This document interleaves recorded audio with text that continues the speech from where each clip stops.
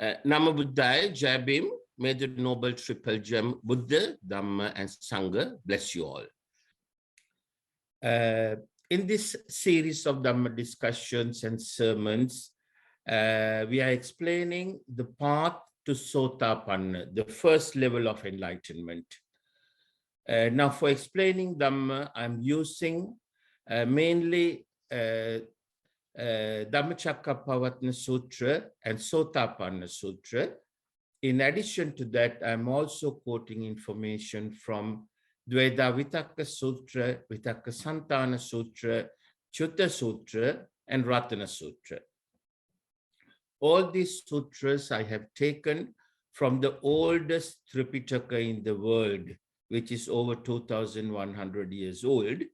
As you all know by now, it's kept at the British Library in London, which happens to be less than 20 miles from our vihara. So I go there every Wednesday to read the Tipitaka. And this Tipitaka has been written down 456 years after Lord Buddha passed away at a place called Allulena Rajamaha Vihara in a village named Matula in Kegalle district in Sri Lanka. It has been written down by Arahata monks, and why it was written down and how it came to London is an interesting story which I explained to you. And if anyone missed that story, please let me know. I don't mind explaining again. So the information that I'm quoting from that Tipitaka might slightly differ from what you have already learned because this Tipitaka is more comprehensive. For example, apart from this old Tipitaka, I have read 3 other Tipitakas.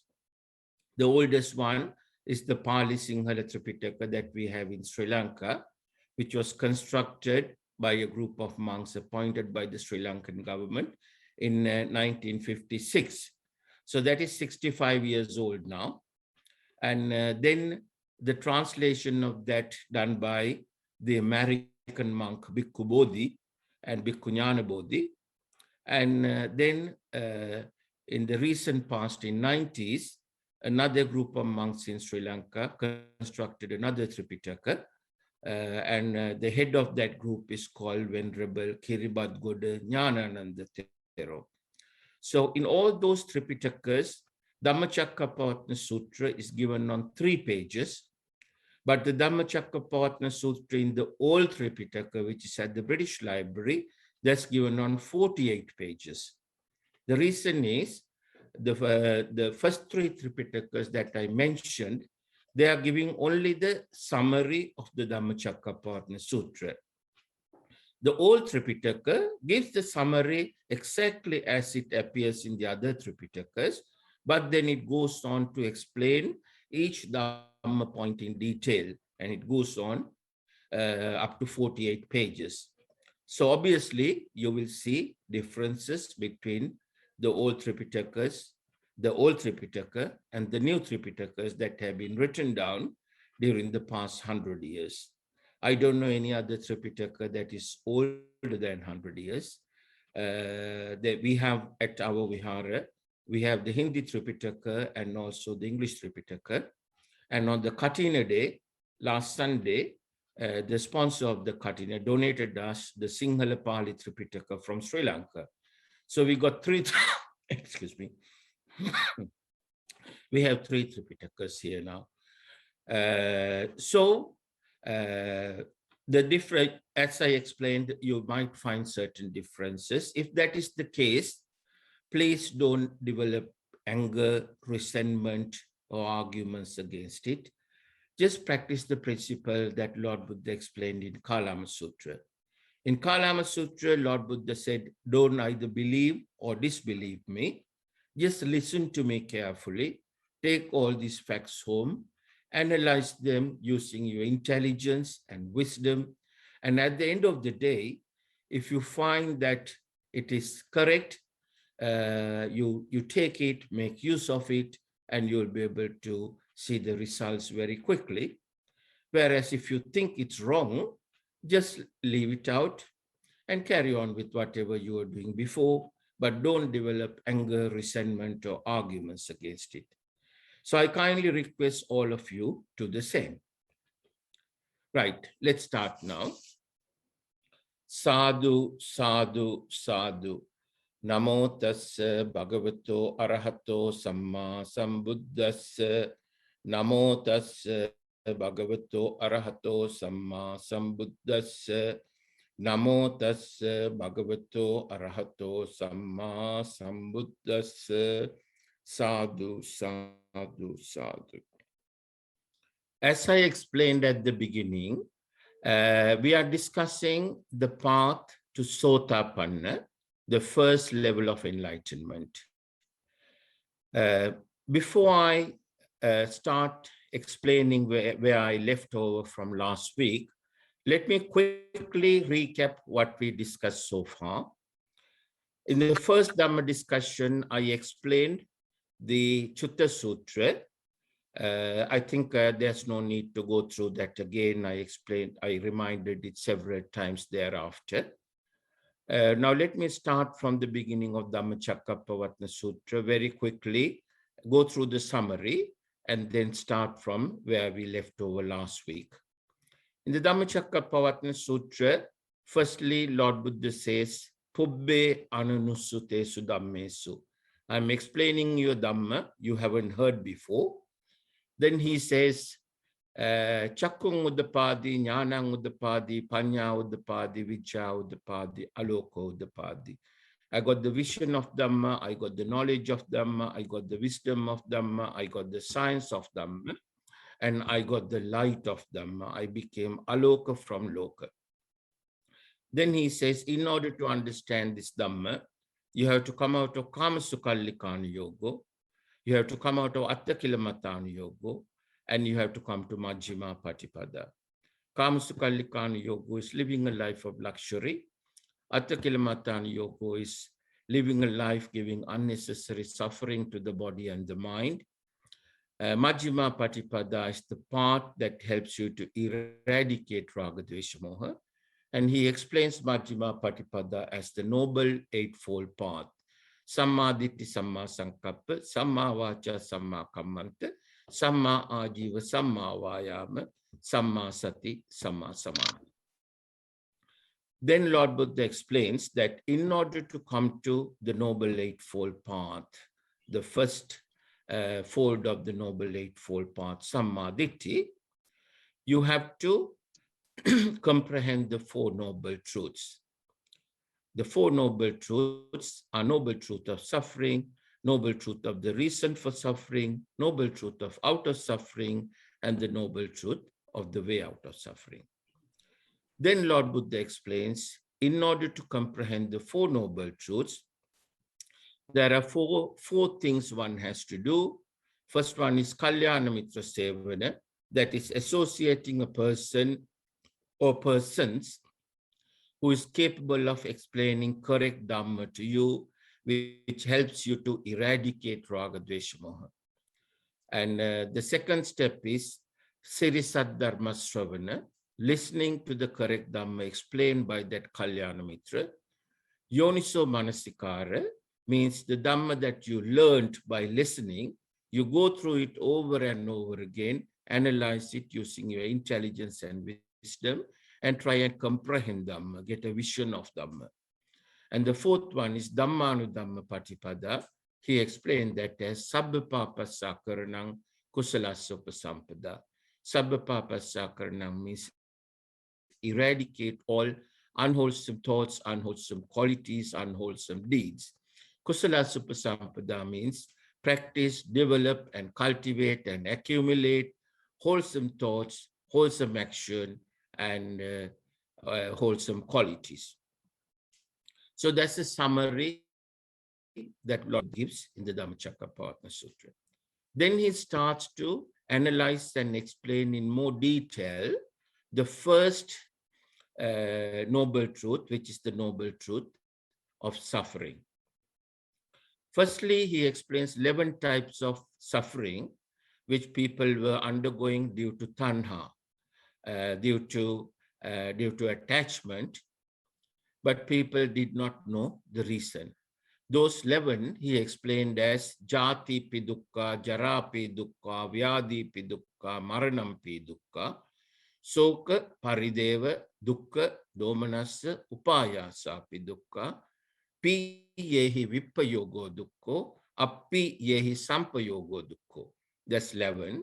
Then he explains the quality common to all 11, which is Yampi ichang nalabati tampi dukkhang. Then he says Sankittena pancha upadana skandha dukkha. Now this is the most important Dhamma point to understand. Sankittena pancha upadana skandha dukkha. Now we spend quite a bit of time on explaining what is panchaskandha, what is pancha upadana skandha. Through the pancha upadana skandha, we take rupa vedana sanya and the pratyajna person, the sankara, in order to enjoy aswada and end up from one side creating vijnana, from the other side accumulating unwholesome qualities, and from the akusal, what we call akusal in Pali, unwholesome qualities, that's raga quality, dvesha quality, moha quality, and from the other side, releasing negative energy into the environment, polluting the environment, and accumulating sins. So that's why Lord Buddha said this aswada, in other words, aswada is a mentally fabricated pleasure. I explained you with examples. Hopefully you can remember them. And if you can't, if you need further explanation or clarification, please do ask questions during the 2 hours that I give you to ask questions. So all that we explained. Now the next thing I want to move on is very timely Dhamma point. In Dhammacakkappavattana Sutra, Lord Buddha explains the First Noble Truth in another way. In other words, he classifies them into different ways and explains so that people can understand the First Noble Truth, because understanding and comprehending the First Noble Truth is the most important one. If you comprehend the First Noble Truth, then you'll be able to easily comprehend the other three, because they are connected to each other. Understanding and comprehending the First Noble Truth is the difficult one. Now here, Lord Buddha categorizes suffering into 3 categories, and he calls them dukkha dukkha, sankara dukkha, and viparinama dukkha. And now, firstly, I will explain you what these 3 things are with examples. Then I will explain to you why this, especially the dukkha dukkha, is so important in the present world that we are living in, with these viruses and vaccines and so on. So dukkha dukkha. Dukkha dukkha, Lord Buddha said, it's suffering that comes to us as a result of our past karma. And Lord Buddha said, this past karma, more than 90% of them can be eradicated by practicing a certain meditation technique. And that is what Lord Buddha explained to Angulimala. I'm sure all of you have heard of Angulimala. He was a murderer who killed more than 1,000 people and ended up collecting 999 fingers of dead bodies. And eventually he was going to murder his mother, and Lord Buddha saw it, and he came and saved him and took him to the Arama, to the Vihara, and ordained him as a monk. And within 3 months, Angulimala managed to eradicate all those sins that he accumulated, because murdering a human being is a huge sin. It's several times greater than killing an animal. So he had killed more than 1,000 of them, even though he had 999 fingers. The first the fingers of the few people that he murdered, he lost them.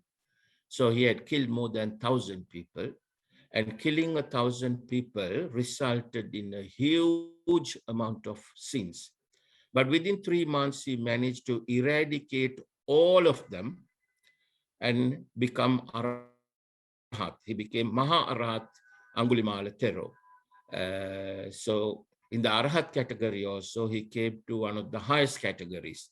In Arahat monks also, there are different categories, and he came into the highest category by eradicating all those sins. Now, in the modern day, this is what is very important for you to learn and practice it, because we are challenged, we are faced with the great challenge, the greatest challenge that the human beings faced since 1918, when the Spanish flu was there. We are facing a greater threat today. So please try and listen to this carefully and understand. And if you understand it, you'll be able to practice this meditation technique correctly and make sure that none of the viruses or any other negative elements are going to affect your life or touch you. Now, here under Dukkha Dukkha, Lord Buddha explains that any suffering that comes to us, we all suffer as human beings, and those suffering comes to us as a result of our past karma. Our past karma is recorded in several places. Firstly, it's in our Vitakkasanthana, in the past memories. And secondly, I'm sure you have heard of these 9 planets called Namagraha, and they are recorded in those 9. This is a scientific theory, if you like. You know, it's science. Physics, a physicist can explain how it works. I'm not a physicist myself, so I cannot explain it scientifically. But there are certain physicists who explain it. So this information is recorded on these 9 planets, and they come to us by way of races or signals, if you like. And they give us good results and bad results. For good karma, we get good results. For bad karma, we get bad results. So some of you may have horoscopes. So the horoscope reader, a good horoscope reader or astrologer, can read this, the amount of merits and sins that we have accumulated, and it can be worked out mathematically according to the time of the birth of a person and the planetary positions at that very moment in time. And they can work it out, and it's recorded. And from there, by working out mathematically, they will tell you this time from this date to this date is bad for you, and from this date to this date is good for you. Bad period means that's the time that's the bad karma is going to give you results, and good period is the time that's the good karma is going to give you results. So any bad things that are happening to you, bad results that's given to you, Lord Buddha called it dukkha dukkha. For example, this virus threat that everyone is facing now, that's due to a bad karma all of us have done in a previous life. Maybe in the last life, maybe 10 lives ago, maybe 100 lives ago, maybe 1,000 lives ago. We don't know for how long ago, but it is there, and it is coming as a result of our bad karma. So this is exactly what Lord Buddha taught Angulimala to eradicate, the way to eradicate bad karma in a scientific way. So Lord Buddha said, the karma that we have accumulated by doing something wrong to either the Noble Triple Gem Buddha Dhamma Sangha, or doing something wrong to a living being living on these 31 planes. So he said there's a way of eradicating most of the karmas, most of the bad karmas. There are 2 types of bad karmas one cannot eliminate or eradicate. The first one is the Anantariya Papa Karma, the big five. I'm sure all of you know, we discussed it several times. That shedding the blood of Lord Buddha, killing Arahata, killing mother, killing father, and distorting Dhamma, and blocking someone's way of becoming Sangha, which is called Sangha Beda. So those five, if one has committed one of those five, he wouldn't be a human being unless there's a Lord Buddha living on this planet. So right now, there's no Samma Sambuddha. We are all human beings. So we can be satisfied that we have not committed an Anantariya Papa Karma, one of the five big ones. And that's a great relief. And the second one, Arya Upavada, which also cannot be eradicated, apart from a few. There are a few small ones one could eradicate, about 25%, about 75% cannot be eradicated. Arya Upavada means by doing something wrong to Buddha Dhamma Sangha, mentally, verbally, or physically. Even if you have a mental thought, a negative thought about Buddha Dhamma Sangha, and it can result in an Arya Upavada. So some of the Arya Upavadas, the moment you commit it, let's say you get an ill thought about Buddha Dhamma Sangha, immediately you realize it and immediately you ask for forgiveness, you will get forgiveness for that. There are small ones. But sometimes most of them also cannot be forgiven. So that's the only category that we can't, all of you can't eradicate right now. All the other karmas, even if you have killed 1 million people as an emperor, it's possible that one of you was an emperor 1 million years ago and killed 1 million people, trying to, control the entire world, like Hitler did or Emperor Ashok did. They ended up killing millions. So, all those bad karma can be eliminated or eradicated completely. So that's why Lord Buddha said, for most people, more than 90% of their bad karma can be eradicated. So the way to do that is, he said, we have accumulated this karma by doing something wrong, either to Buddha Dhamma Sangha or to any living being living on the 31 planes. So he said the way to eradicate that is, first you ask for forgiveness from the Noble Triple Gem, Buddha, Dhamma, and Sangha, for any wrongdoings that you have done knowingly or unknowingly, verbally, mentally, verbally, or physically. You ask for forgiveness and you ask for the help of the Buddha, Dhamma, Sangha for you to comprehend the Four Noble Truths. And secondly, you ask for forgiveness from the living beings living in the 31 planes. When I say 31 planes, Lord Buddha said there are 20 Brahmaloka, 4 good Brahmalokas, 16 bad Brahmalokas. Then 6 Divyaloka, 2 of them are good, 4 of them are bad. So 20 plus 6 is 26. Then the human world is 27, and the 4 hells, 31. The 4 hells are animal hell, the ghost hell, the Bhutaloka, the Pretaloka, and the hell itself, what they call the near. Then hells, he has described more than 125 different types of hells. Even Yaksha Loka, there are so many different types of Yaksha. There are no English words in the English language to explain these things. So it's best to use the Marga, the word, and try and understand and comprehend the meaning of it. When I say Yaksha, I think you understand it's non-human. So there are so many different types of them. Then the Preta is like an inferior type of ghost. And in some English books I have seen, they are called inferior ghosts.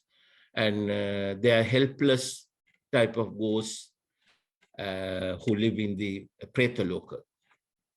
So those are the 31 planes. You think of the 31 planes and first ask for forgiveness from any wrongdoing that you have done, verbally, mentally, verbally, or physically, knowingly or unknowingly. Firstly, you ask for forgiveness. Then you transfer your merits to them and then wish them Nibbana.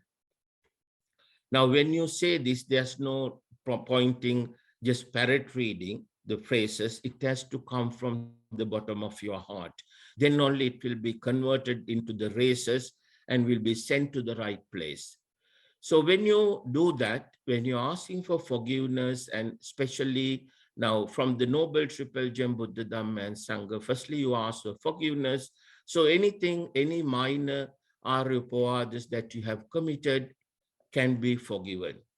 But just doing 1 or 2 times is not enough. You have to do it many times.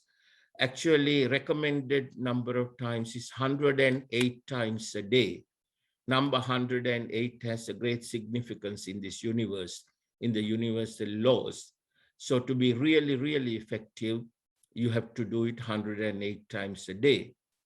And there hasn't been a better time or more important time to do this than now, right now, the present day that we are living, the challenges that we are facing with the virus and the vaccine and so on. So remember, 108 times you have to do every day if you want to get real results out of it. First, you ask for forgiveness from the Noble Triple Gem Buddha, Dhamma and Sangha, and then ask for their help for you to comprehend the Four Noble Truths and become Sotapanna. And secondly, you ask for forgiveness from the living beings living on the 31 planes, transfer merits to them, and wish them Nibbana. So when you do that, what happens is, firstly, now when you ask for forgiveness and transfer merits to them, it's the way of paying compensation for the wrongdoing that you have done to those living beings. Because when you transfer merits, something good will happen to them. So because that will cancel out the bad thing that you have done. So we don't know how much bad things we have done to people, you know. So if we have murdered the person, a human being, just doing it once is not enough. Maybe you have to do it 100,000 times. I don't know. I don't know the maths and statistics there. It depends on, there are so many combinations and permutations. Those who have done statistics will understand what I'm talking about. There could be millions and millions of combinations and permutations. So you have to do it many times. That's why it's necessary to do 108 times a day to make it really effective. Now, to do it 108 times a day, I have timed. To do it properly, it will take 5 to 6 hours. So there you are, you know. If you want results, if you want to be really protective from these viruses and other problems that are circulating in the environment today, apart from the virus, there are other things which I cannot mention due to legal reasons. I hope you will understand what I'm talking about with the vaccine and all that. So you'll be protected from them. How that happens scientifically? Firstly, now, when you do that, you are actually also practicing a type of loving kindness meditation, because you are transferring merits to them and wishing them well. It's also a loving kindness meditation. So apart from getting pardon or forgiven from the wrong things that you have done, you are also developing your wholesome qualities, your Maitri, Karuna, Mudita, Upekka qualities, and you are also releasing positive energy into the environment and accumulating merits. Now, when you do that, what happens is, now every human being has an aura around his body. I have talked about the aura before, and there's a machine invented by an English person in the UK a few years ago to measure, to see the color of the aura. So this aura, if a person has more raga, dvesha, moha qualities in his Vitakkasanthana, the aura will be a dark color, and that aura is very, very weak. Races coming from outside can easily get through and attack you, like these races coming from the Namagraha. They can attack you easily. And also any viruses coming from any other sources. There are so many complicated sources and energies in this environment, which we cannot comprehend. That's why Lord Buddha said, while going through the forest, he picked up 4 leaves from the trees, and he said, the amount of Dhamma I have explained to you is equivalent to these 4 leaves, and the amount of Dhamma that I have comprehended and not explained to you is equivalent to the number of leaves in this entire forest. So he has explained to us on just a tiny bit of what he comprehended. There are so many complicated things in this universe, and they all work according to a certain system, which is managed and controlled by a set of universal laws, which Lord Buddha called Suva Asura Dahasak Dhamma Skandha. So any negative energies that are coming towards us, if our aura is weak, if our Raga, Dvesha, Moha qualities are higher, our aura will be weak and it will easily get through. Whereas if we practice this meditation, the meditation I just explained to you, what's going to happen is your Raga, Dvesha, Moha qualities will gradually decline, and your Maitri, Karuna, Mudita, Upekka qualities will improve, and your aura will get stronger and stronger and stronger. That's why Samma Sambuddha has such a strong aura around him. When Alavaka Yaksha threw a weapon at him, and that bounced back at him. And when Devadatta threw that huge rock, and the rock was bounced back and thrown away, a little piece of rock got through because Lord Buddha had an Aryapoad in a previous life. Other than that, the huge rock got thrown away because that aura is so strong. Then the elephant, what was his name? Can anyone remember? The elephant who was given the alcohol, Nalagiri elephant. He was made drunk and sent to attack Lord Buddha by Devadatta, but the elephant came shouting and people were running away from the streets. He came and kneeled down at Lord Buddha's feet because he couldn't get through that aura. The aura is so strong. So similarly, more and more you practice this meditation, your Raga quality, Dvesha quality, Moha quality will go down, and your Maitri, Karuna, Mudita, Upekka qualities will go up, and so your wholesome qualities will get stronger, your merits will get more and more, you will accumulate more merits, because when your wholesome qualities get stronger, your wisdom will get stronger. So your ability to comprehend Dhamma will get stronger and stronger. You will comprehend more and more. And also your aura will be stronger. So it will be more and more difficult for viruses and anything else that's coming through by way of races, signals, whatever, will find it more and more difficult to get through. So if you want 100% protection from the viruses and anything else that's going to come through, make sure that you practice this meditation technique 108 times a day, and you will feel that your aura will get stronger and stronger. You will feel happier and happier within you. You will have less problems. Your problems will gradually start to go down because your sins will get eradicated, and your merits will keep improving, because every second that you are practicing this meditation, you are strengthening your wholesome qualities, and you are releasing positive energy into the environment, purifying the environment, which is beneficial to every living being living on the planet. And that's the greatest merit one can commit. So you'll be accumulating more and more merits. So you'll be a happier person. Your problems will gradually go away, and your wishes your good wishes will start to come true, and you will get more and more opportunities to meet Kalyana Mitra Sevana, Sri Saddharma Stravana, and you will be moving towards Nibbana.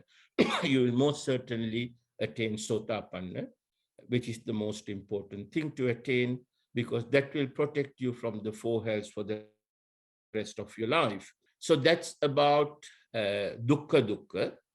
Then Sankara dukkha and Viparinama dukkha. Sankara dukkha is suffering that we create as a result of our present action. The action that we take in the present moment will give us suffering in the future. For example, we go and buy a car that we can't afford. We get a big loan and buy a car that we can't afford, and then we have to repay it, we have to work overtime, and we will have to spend money to maintain it, expensive insurance, and so on. And those things are called Sankara Dukkha. And if you create Sankara Dukkha for yourself, Sankara Dukkha people create in order to enjoy Aswada. Instead of buying a car that you can afford, you go and buy an expensive car to enjoy a mentally fabricated pleasure. Whether you go to work in a Morris Minor or in a Tesla costing $100,000, it doesn't matter. All you need to do is go to work. But if you want to create a mentally fabricated pleasure by driving an expensive car, Tesla or Rolls Royce or Jaguar costing $100,000, then you borrow the money and buy the car, then you have to suffer for it. That's Sankara Dukkha.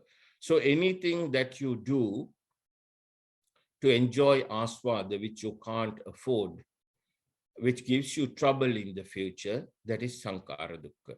So to eradicate Sankara Dukkha, all you have to do is stop doing Sankara. If you don't buy that expensive car, the trouble that comes with that car will not come to you, right? So that's Sankara Dukkha. Viparinama Dukkha is the second part of Sankara Dukkha. If you create a Sankara Dukkha, that will also be followed by a Viparinama Dukkha.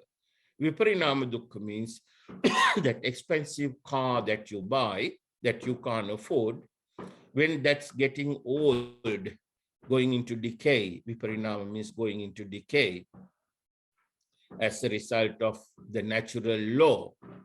And that will give you suffering as well.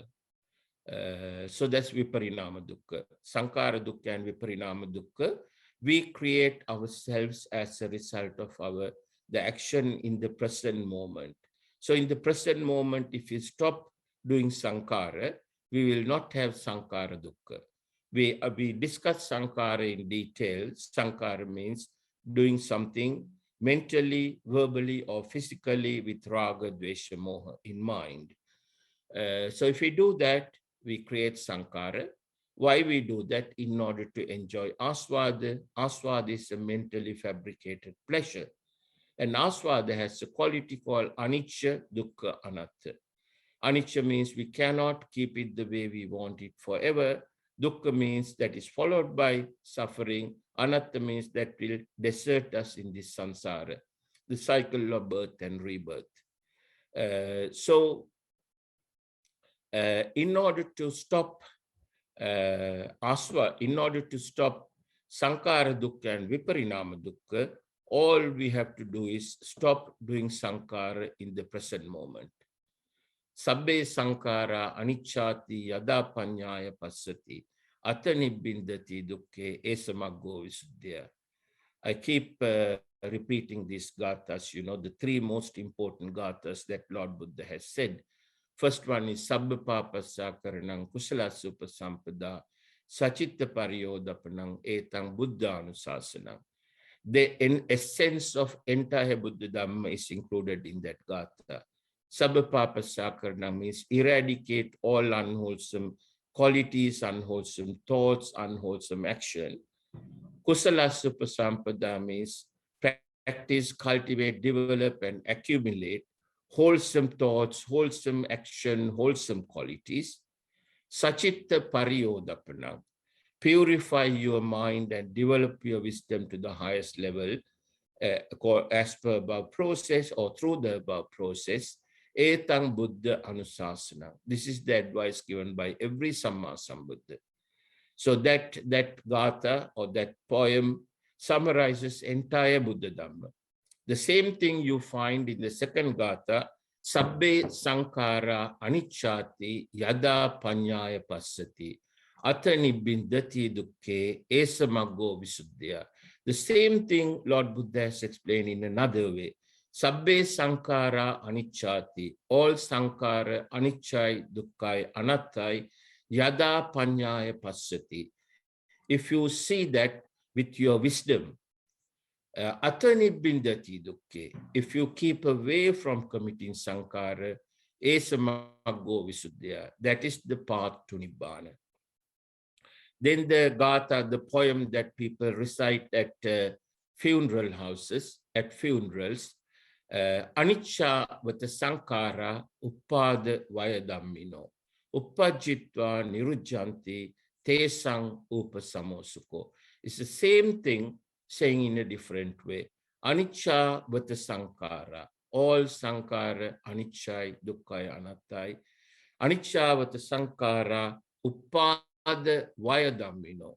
They will be born in your mind, they will stay for a while, and they will disappear. Uppajjitva Nirujjanti. If you can get rid of them, eradicate them as soon as they are born. Uppajjitva means born or created. As soon as they are born in your mind, if you can eradicate them, Anicca Sankara Upada Vayadammino Uppajjitva Nirujjanti Tesang Upasamosukho. Tesang, the three sons, Raga, Dvesha, Moha. Tesang Upasamosukho. That is the way to eradicate Raga, Dvesha, Moha. Tesang Upasamosukho. That is the way to eradicate the three sons, Raga, Dvesha, Moha. So it's the same thing, said in different ways. And these beautiful gathas or poems, it's 4 verses, explains entire or summarizes entire Buddha Dhamma, the essence of Buddha Dhamma. So today I explained briefly Dukkha Dukkha, Sankara Dukkha, and Viparinama Dukkha. The most important thing for you to understand today, the timely problem that people are facing is, remember, it's due to Dukkha Dukkha. The problems that are coming to us with Corona and anything else, it's due to our Dukkha Dukkha. And if you can protect yourself by eradicating those unwholesome or those sins what you have accumulated in your samsara, by practicing this meditation technique correctly for 108 times a day. That is what is necessary to remember. You don't need vaccines or any other medication or anything else, because they come from the universe, and by using the universal law, you can stop them coming to you, right?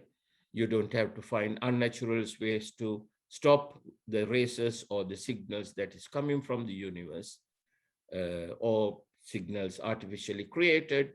You can stop them by using the universal law itself. So I hope you understand. I know I have been going a little fast, but I have done it before, so I hope most of you will understand. If not, you can ask me any questions during the question time. I think we have gone just over 1 hour now, and it's a logical point to stop there and give you time to ask any questions. You got almost 2 hours. Please make the maximum use of these 2 hours and ask as many questions as possible. Mainly, firstly, from this Dukkha Dukkha and how it's going to affect you, how to protect yourself, and also questions from what we discussed up to now about the Cuta Sutra and the Dhammacakkappavattana Sutra. Don't go beyond the point that we discussed so far. Limit your questions to the point, up to the point that we finish the discussion today. Thank you. You can ask your questions. Vandami Bhante, this is No, Milind. Buddha, eh? Namo Buddhaya. What's your Sorry. name, sir? Um, Bhante, this is Milind Thamke. Hello, Milind. Hi.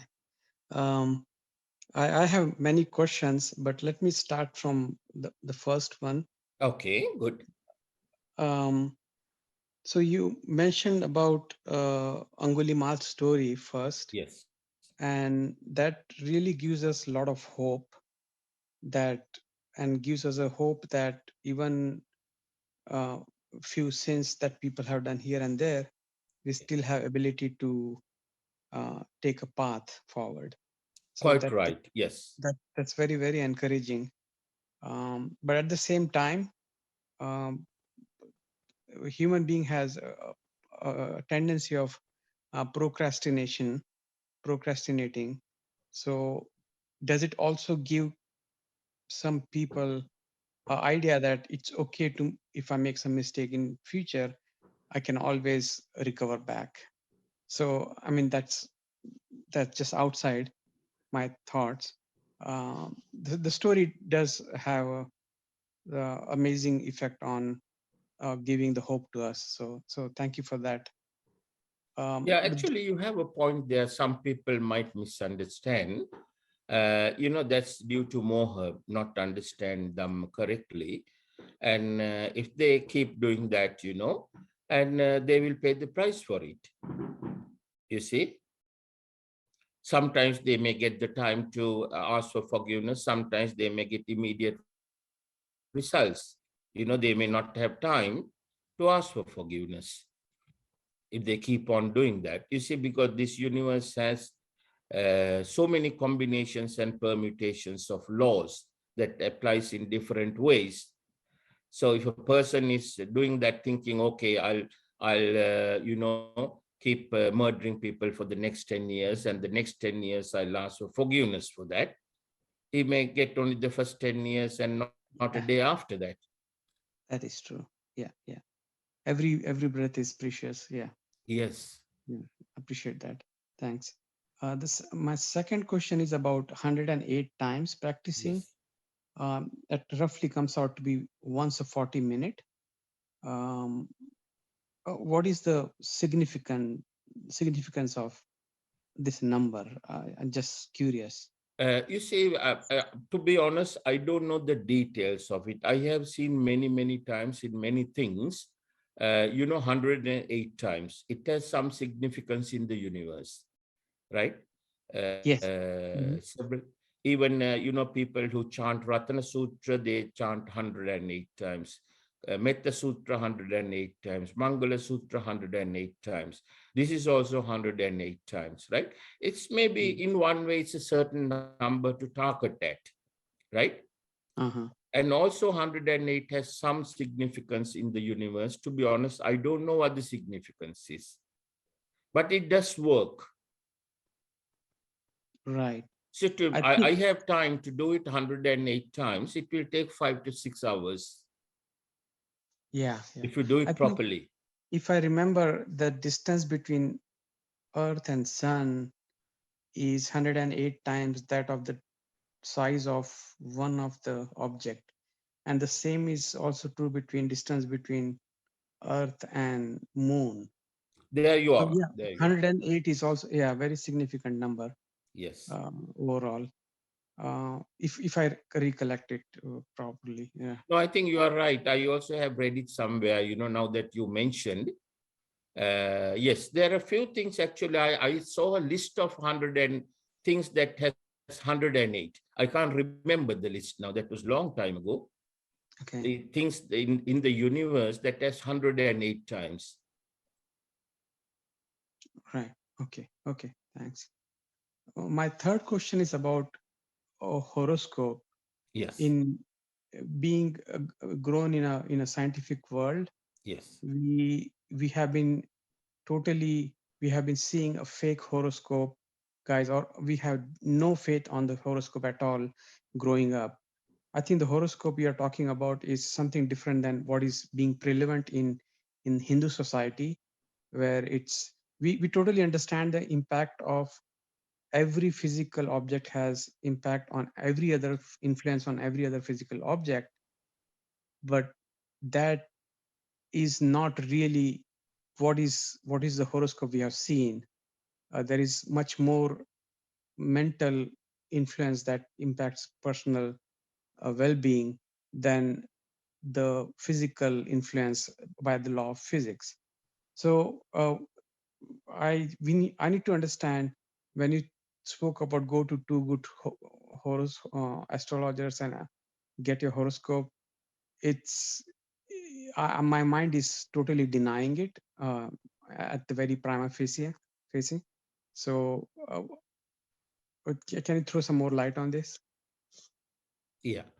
You see, now horoscope, the problem, horoscopes and astrology and palmistry has such a bad reputation these days because 99% of the people who are engaged in this profession do not know what they are doing. And they are, how can I put it diplomatically, they are con masters, right? But it's a science that exists in this universe. Mathematically, there's a way of calculating depending on the time of the birth of the person. When Prince Siddhartha was born, after 7 days, King Suddhodana invited 7 wise men and asked them to predict his future, right? That is according to his time of birth.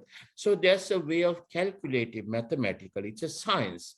But the thing is, most of the horoscope readers and the astrologers we have today, they haven't learned the science properly. They have learned a little bit and play all kinds of games and tell lies. So that's why it has such a bad reputation.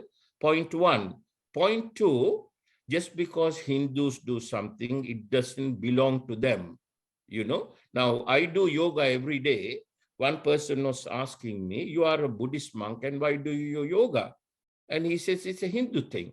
I said, can you prove? Buddhist monks did yoga a long time ago. Yogi means a meditator. Just because Hindus do something, we don't have to give up that. You see, these are our traditions they have taken over. Are we just going to leave it to them and forget about it? No. These are Buddhist things, you see. Hinduism and all the other religions came from Buddhism. So whatever they have learned from us, are we going to forget about them? Certainly not. Okay, so if I understand, the horoscope you're talking about is more related with the law of nature, Dhamma. Exactly. You say you don't need the horoscope. Leave the horoscope aside if you don't have one. If you know a good person who is a genuine, genuine astrologer, you go to him with your time of birth, he should be able to work out your stars and tell you, in your lifetime, these are the good times, these are the bad times, right? So that's a guidance for you. In the good time, you don't have to worry too much. During the bad time, you do things to eradicate your bad karma, right? Right. If you are doing something important, let's say you are going abroad, you go at a correct time. Now, even the royal family in the UK, they check their time every day. And the Queen, if the astrologer says the time is bad, she wouldn't get out of the Buckingham Palace. Even the NASA, when they send rockets to the moon, they check the time. They work out the best time. So timing is very, very important in this universe. Now, when Bodhisattva Siddhartha, Sir Prince Siddhartha was born in this world, before he was born, he was from the Divya Loka. He looked at 5 things. What was the first one? Time, wasn't it? Yeah. So timing is one of the most important things in this universe, you see. Just because Hindus do it, it doesn't belong to them. Correct. Yeah. Agree. Thanks. My fourth question is about the aura you spoke about, Yes. the energy. Yes. So just my personal observation, I meet different monks and different people, and like for example, I go and meet Bhante Nanda here in Long Island, And the Yes. moment I see him, I see the aura in him, Yes. amazing brightness. Yes. He's a dark color person, but the aura is so amazing that you know that something is different. But at the same time, I also see similar aura in another accomplished a sportsman or a musician. Yes. Um, now, just a curiosity, they the one sportsman or musician still practices superstitious and other things. Yeah. So what how do I even know differentiate this thing? Which aura is what we are looking at? Well, you see, if you look at, you see, the sportsman, even though he's not practicing meditation in this life, he may have practiced, for the past 1,000 lives. He could have been an Irchi or a Buddhist monk or whatever, we don't know, right? So in the present life also, if he has a good aura, if you get friendly with him and see his way of life, he must be living a very, very decent type of life, without doing anything wrong to anyone. He must be a very good person. Unless your Raga Dvesha Moha is low and your Maitri Karuna Mudita Upekka level is high, you will not have a good aura. Sometimes there are some people like you, when you go near a person, you feel that he has a good aura, right? And the way they speak, it sounds kind and gentle and so on. They are concerned about other people. It's true. There are politicians like that.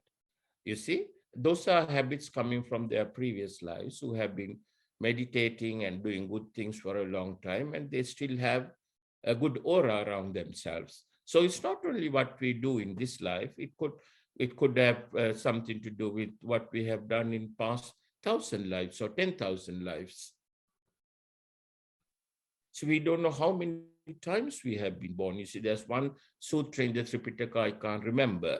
There was this rich man, and he wanted his son to bury him in a place where no one has been buried before. So he was going to, he went to the jungle with his son, and he was going through various mountains and so on. He went to a hilltop, and he said to his son, maybe no one has been buried here before, and will you bury me here? So Lord Buddha appeared there, and he asked him, do you know how many times that you have been buried in this very spot? Lord Buddha said more than 14,000 times. Ah. Right? So just imagine. Yeah. It's difficult for us to find any place where we have not been buried on this earth. Yeah. So we have been born and died so many times. Yeah. Oh, thanks. Good questions, Milind. Good questions. Please do ask as many questions as possible. That's beneficial to you as well as to the others. It shows that people have started to think now. Yeah, I have two more questions. Yes, please. Yeah, fire away. If others want to go, they can go. I can come back later. Or let me just start. So the first one is, you said that if any wrong thoughts come to us, yeah, the best way is to eradicate them or diminish them right at the birth, right at the origin, right at the onset. yes. I mean, it takes a practice to do that. Yes, that's why we keep 2 hours to practice every day, isn't it? So it's all about practice. The more we do, it's all about practice and practice and more practice. Yeah, some of those might come to us post de facto, or some might come. So slowly we can reduce the gap, and yes, eventually at the very origin we will eradicate them. That's what Lord Buddha said, Bhavita Bahuli Kata. Practice them and practice them more and more. Okay, thanks. Thank you. So Bhante, I have a few questions. Yes. And think the Angulimala thing, that story basically inspires everyone that then the bad person can change. But you say that he was able to correct himself within 3 months. Yes. Uh, That's because he practiced that meditation technique for 18 hours a day.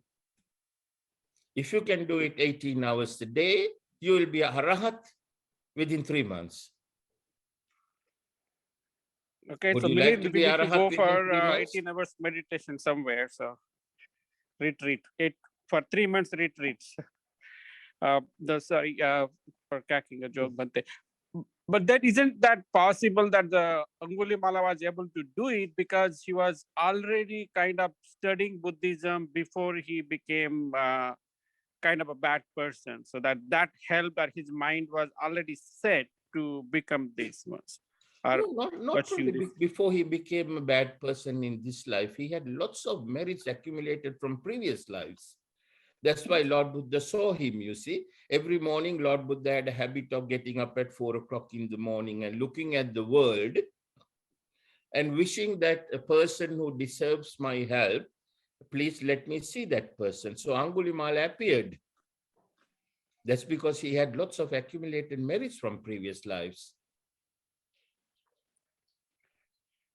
Okay, so Bhante, now so Buddha was able to go and see the Angulimala.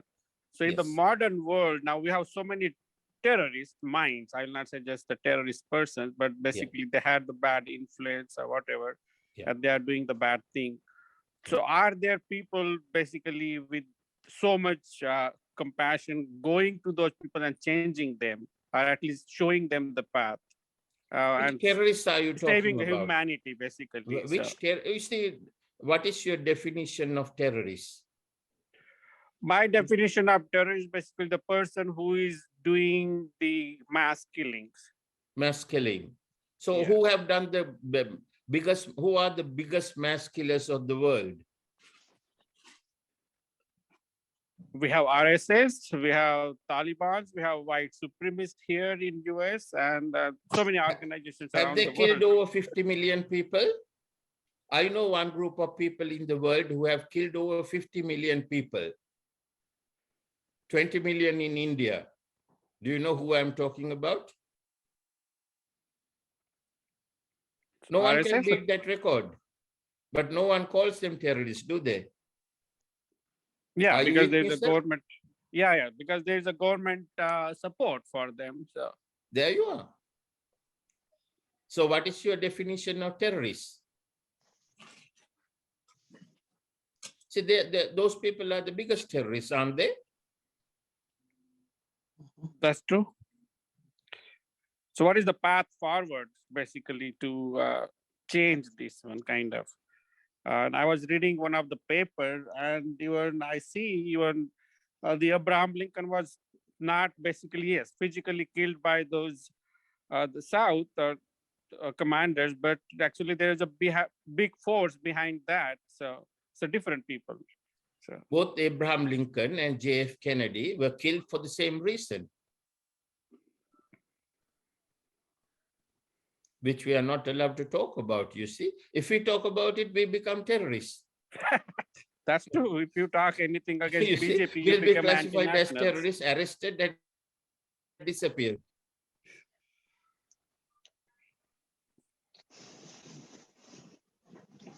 You see, the human world is a funny old world. So now I think the same question goes now, because the people are doing things for their selfish motives, or just to stay in the power or control the things, and basically destroying the good things. Yes. A lot of good things could have happened, but because of these few people's bad intentions or bad motives or just their insecurity, they did not let it happen. So how do we change these people's minds? See, not even Lord Buddha could change the world. We can't change the world. All we can do is change ourselves. Okay. And a few people who are prepared to change with us.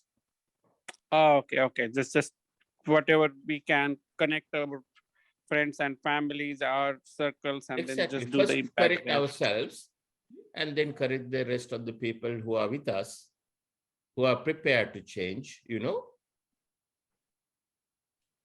Now, let me give you an example. We are having an important Dhamma discussion here. This type of Dhamma discussion in English language, I don't think you can get anywhere in the world. I don't know any place where they have this type of Dhamma discussion in English. Do you? No, No. Bhante. Yeah. We have only 14 people joining. But if I send a message around saying that I am having a party and giving free whiskey and beef, you know, 10,000 people will come here. So maybe then that should be the thing, give whiskey and then teach them Dhamma, Bhante. You know, that's how the world is. That's why Lord Buddha picked up a little bit of earth from the ground, you see, and he said, only compare this to the huge amount of ground on the earth, and only this amount of people equivalent to the proportion of people equivalent to the soil in my hand will go to a better place. They are the people who come to listen to Dhamma, and the rest are the people who go to drink whiskey and eat beef. Yeah, that's true. We see that See, thing that's the way the everywhere. world So. is. You know, we cannot change the world because a lot of people who have come here, a lot of, you know, baggage they come with. Unfortunately, it's negative baggage, negative stuff they have in the baggage. And they just don't know, you know, they just, their vijnana does not allow them to go and listen to correct Dhamma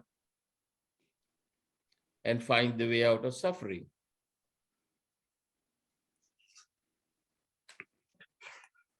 Okay, thank you, Bhante. And then other point you touched on the personal aura, kind of. Now I'm trying to relate things. Some of the things happened to me, basically.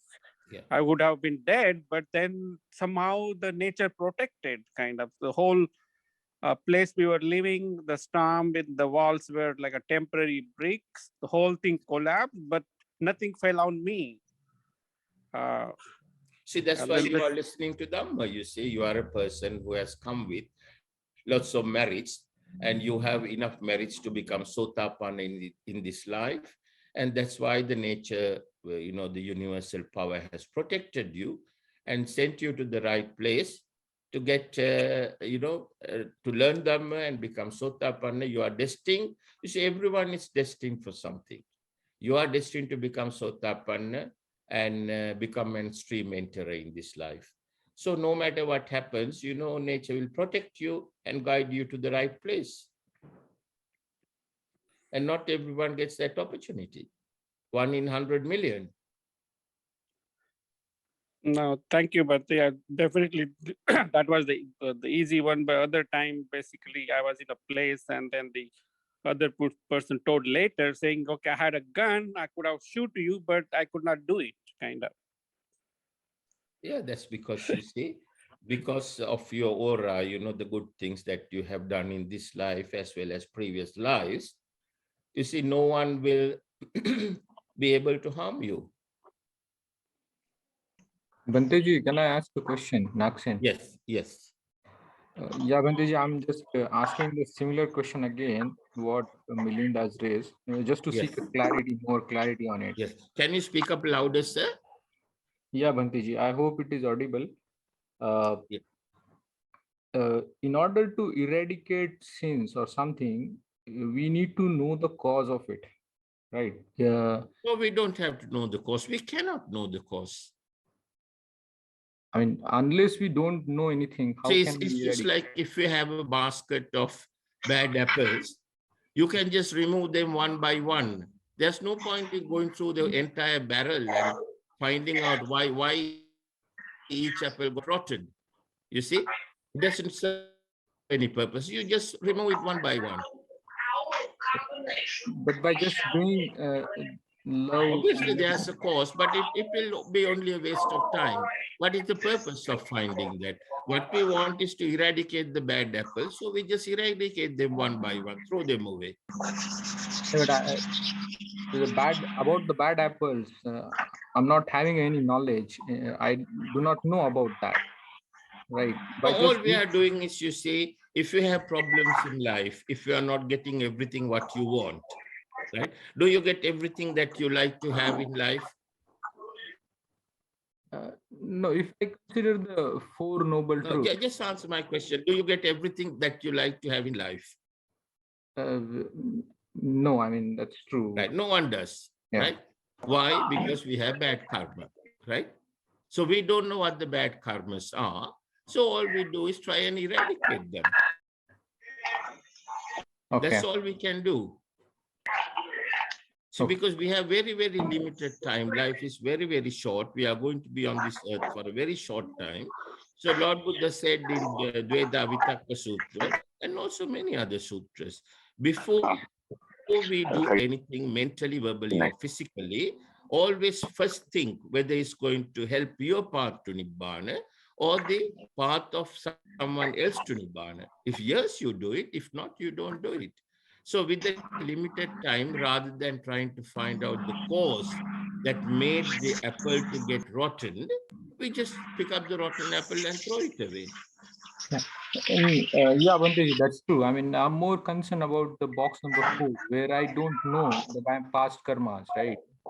I'm not No, you aware don't have about. to worry about the past karma. If you have problems, if that makes you unhappy, that makes you suffer, that means you have bad karma. Everyone has, right? Until you become Arahat, you will have bad karma. So until you become Arahat, you keep eradicating them.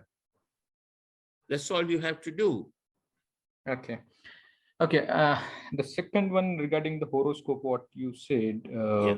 I mean, as I said in the No, last. horoscope is just a record where they record it, right? It's a science that exists in the universe according to your time of birth. A good mathematician who knows that science will forget the word horoscope, can work out But the good Bhante, time that you are going to have and the bad time. When your good karma is going to give you results and when your bad karma is going to give you results. A good mathematician who knows that particular type of mathematics can work it out. no, but does it Horoscope is really a matter? document that is used to write it down. But But is the it? astrologers today, the horoscope readers, 99% of them are, they don't know the science properly. They just con people to make money. Okay. That's why it has such a bad reputation. But does it really matters, Bhanteji? Pardon? But does it really matters to? Well, it does matter sometimes. You see, let's say if you are planning to sit for an exam, right? And it's better to take the exam when you have a good time rather than a bad time. And also, I know many people, even the royal family here, every morning they get their time checked and they leave the palace at the right time.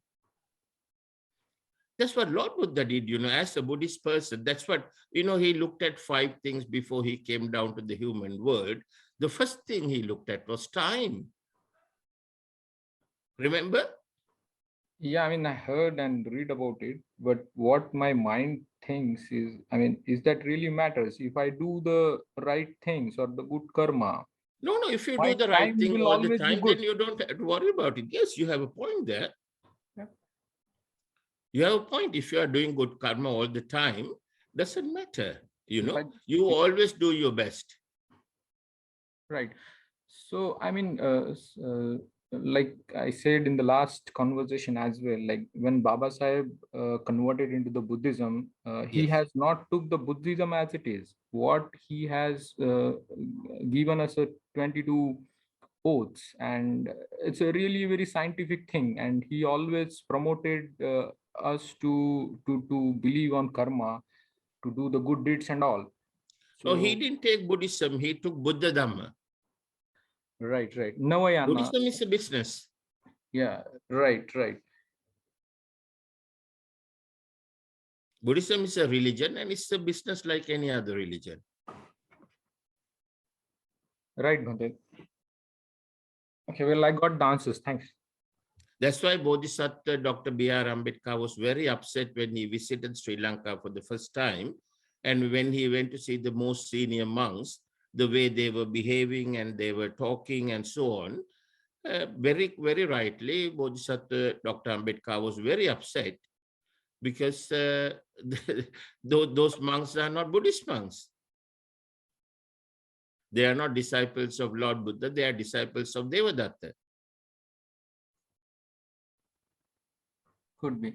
And like, I mean, very confidently you predicted about the December to the next months, couple of months. You very definitely, I mean, very confident about it, right? Yes. I mean, I'm sorry to ask, but do you have any kind of spiritual stage where you can see such things? Any what? Any spiritual stage where you can see such things, and one can achieve that. You become Sotapanna, and you will get that knowledge. Okay, one of the gatha I heard, Dasabal Tanujam of Buddha. I mean, he has 10 powers. In that 10 powers, he used to see the future as well. That's what I heard in past. He had 73 wisdoms. Okay. Okay. It's called Tesetta Jnana. Tesetta means 73. Okay, so that kind of wisdom can be developed. Yes, of course, of course.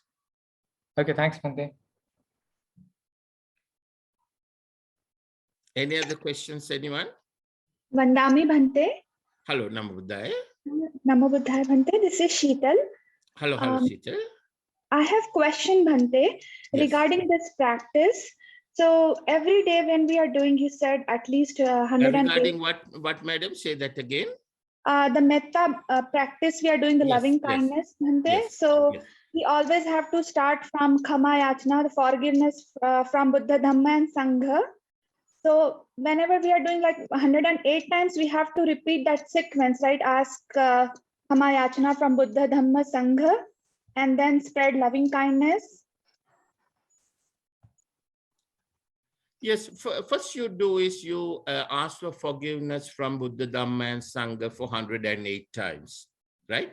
That will save you time rather than going from one to the other. Or you do it 10 times, then you do the second one 10 times. You take a short break, then do the first one again 10 times, second one 10 times. Like that you can go. Otherwise, you can do it the other way also, but that will take more time. I have tested that. You know, if you do it this way, first you ask for forgiveness from the Noble Triple Gem, Buddha, Dhamma and Sangha. Then you go and ask for forgiveness from all the living beings living on the 31 planes, transfer merits to them and wish them Nibbana. And then come back to the first one again asking for forgiveness from Buddha, Dhamma and Sangha. You can do it that way, but that will take longer because you have to shift your mind from one to the other, right? Your thoughts. Whereas if you keep on doing the same thing, you'll be able to think quicker. It will save you time. Sadhu, sadhu, sadhu, Bhante. Good question, you know, very good question. Very practical question. Vandami Bhante, Namo Buddhaya. Namo Buddhaya. What's your name, sir? My name is Pankaj Bhante. Hello, Pankaj. So Bhante, I have a couple of questions, Bhante. Yes. One is that the first thing I have been listening to you from the first series, Bhante. Yes. And the first thing that I see with all the discussions and points and that you have raised were to kind of shaken us from our current understanding and beliefs, where we were at versus what we need to be doing, what our urgency should be, priority should be, something to that effect. You have kind of guided us. Yes. And the second point I see, Bhante, is that once we realize that, then that urgency sort of comes to the mind, Bhante. So the question I have, Bhante, is that for Putujana, why is it that people love to be in ignorance? What is the reason? I mean, I understand avidya is the reason, but what is the love that they have towards avidya that keeps them there? So it's the bad karma, you see. They haven't got enough good karma for their mind to make them to be inclined to learn Buddha Dhamma, and they don't get the opportunity, they don't meet the right people, they are not born in the right family. All that comes with past karma, you see. So it is all dukkha Bhante then? Exactly. So Bhante, in the total dukkha that a person carries in the Vitakkasanthana, Yes. Dukkha would be like maybe 95-97%, Exactly. and only 3% Exactly. would be like Sankhara Dukkha, Viparinama Exactly. Dukkha. Average person, at least 90%. You see, the dukkha actually, what you carry in the, yes. About 95% is dukkha. Out of the 95%, about 90% can be eradicated. Only the Arya Upavada that you cannot eradicate. Most of the Arya Upavadas, because you don't have Anantariya Papa Karma.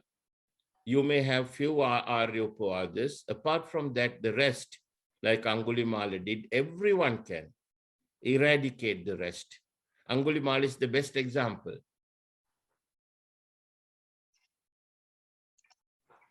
Thank you. And he practiced that meditation for 18 hours a day, for 3 months.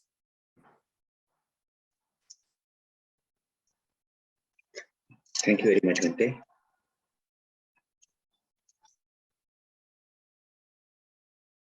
Vandami Bhante. Hello. Namo Buddhaya. Namo Buddhaya. Pankaj Shamkuvar. Hi, Pankaj. Bhante, we heard after Lord Buddha passed away, just before the first Sangayani, we know the incident. I think most of us, we have heard about Anand was trying to become an Arahant. So we know that story that, he was struggling, Yes. Now, what my understanding of that incident is that he was not able to achieve that stage because he was trying. My understanding of Buddha Dhamma is that, it is the law of nature, the principles or the doctrines which Lord Buddha has said, they have to do with, as Milind rightly said, I think he pointed out a very important, this is not about the physicality, it's all about mind. Everything's about mind. Buddhism is all about mind. Yeah. So if I aspire or if I have an intention that, I have a very little time and I must put in, 5 hours every day and keep on practicing, isn't it that I purposely or I perpetually trying to achieve something, which is not as per the principles what Lord Buddha has. This is my argument. I mean, I'm just trying to understand from your point of view. Yeah. No, you have a point there. You see, now generally, as I said, there's no rule of thumb. There are so many permutations and combinations in this thing. You see, now for some people, it will be one permutation. For some people, it's another combination. Now, in Venerable Ananda's case, it was one, because his paramita was to become the chief, carer to Samma Sambuddha. And maybe he had certain kamma awareness and he was not able to become Arahat until a certain time. Whereas the paramita of Sopaka and Sunita were as such, they were just young children, had never been to school. They were sweeping the road, and Lord Buddha came to them and sat by the roadside and preached them Dhamma, and they became Sotapanna at very young age, right? So it depends on the paramita and the combination of merits and wholesome deeds wholesome qualities and sins and unwholesome qualities, combination of what they are carrying and also what their paramitas are. Now, for example, Anathapindika. You have heard of Anathapindika, the chief Dayak of Lord Buddha? Pankaj, have you heard of Anathapindika? Yes. You see now, he was a very good person. He gave so much of dana, and Lord Buddha, there were so many sutras Lord Buddha preached to him, that Anathapindika, but still he was only able to become Sotapanna and not go beyond that, because that was his wish, his paramita, you see. So it depends on what people wish for. These things, merits are like money in the bank. You could have £1 million in the bank and you could wish for a Morris Minor. Now, another person could have £1 million in the bank and he could wish for a Tesla, right? So it depends on what the person asks for in life. So, Bhante, if I were to interpret what you're saying in a different words, so you're saying it's paramita. So paramita, and also the type, the amount and the type of merits, wholesome qualities, unwholesome qualities, and sins that he's carrying in his Vitakkasanthana. So it's a combination of all these. Yeah, so I'm trying to jump a little bit, but help me, So it's all about paramita. So let's take example of a Sammak Sambuddha. No, not only paramita. Paramita is only one aspect. There are 4 other aspects: merits, sins, wholesome qualities, and unwholesome qualities. Those 4 are very, very powerful. All right.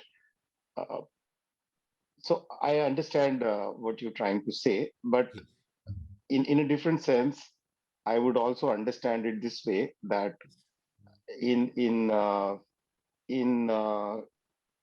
this sansara, as long as I keep on working on all my 10 paramis, there will be a stage like it happened to Siddhartha Gautam. He fulfilled all his 10 paramis in Chara Sankhya in 100,000 years. And then he was born as a Prince Siddhartha, and then the rest of the story we all know. But then see, all this paramita applies to a person who wants to be a Samma Sambuddha. If you just want to be Arahat, you won't have to have all those paramitas.